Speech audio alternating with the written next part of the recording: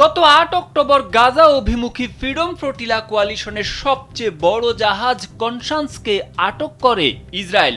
পরে বাংলাদেশ সময় সকাল 10:15টার দিকে ফেসবুকে পোস্ট করা এক ভিডিও বার্তায় শহীদুল আলম বলেন, আমি শহীদুল আলম, বাংলাদেশের একজন আলোকচিত্রী ও লেখক। আপনারা যদি এই ভিডিও দেখে থাকেন তাহলে শুনুন। আমাদের সাগরে আটকে দেওয়া হয়েছে এবং আমাকে ইসরায়েলের দখলদার বাহিনী অপহরণ করেছে। বর্তমানে ইসরায়েলের কারাগারে আটক থাকা আলোকচিত্রী শহীদুল আলমকে তুরস্কের সহায়তায় মুক্ত করার চেষ্টা চলছে।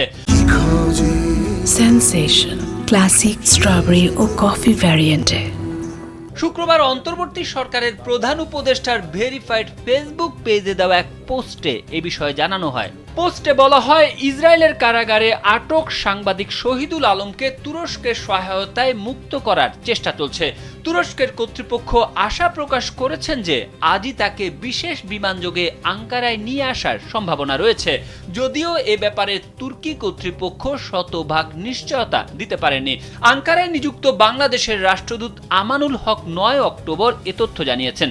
এতে আরো বলা হয়, শহীদুল আলম ইসরায়েলি কর্তৃপক্ষের দ্বারা অবৈধভাবে আটক হওয়ার পর জর্ডান, মিশর ও তুরস্কে অবস্থিত বাংলাদেশ দূতাবাসগুলোকে এই সব দেশের পররাষ্ট্র দপ্তরের সঙ্গে যোগাযোগ করে তাকে মুক্ত করার দ্রুত উদ্যোগ নিতে বলা হয়। দূতাবাসগুলো শহীদুল আলমের মুক্তির বিষয়ে স্থানীয় কর্তৃপক্ষের সঙ্গে সার্বক্ষণিক যোগাযোগ রাখছে।